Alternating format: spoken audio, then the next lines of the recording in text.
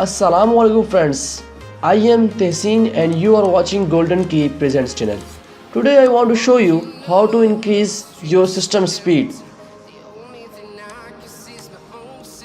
It is very easy. First we can go to window R and type task mgr and press enter. There is option of task manager, so you can go to performance and you can see it's my PC performance. It's really very slow, so you can go to application and then you can go to view. First you can refresh now.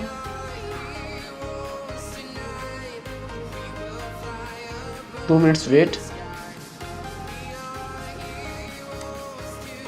And now you can go to update the speed and click to high.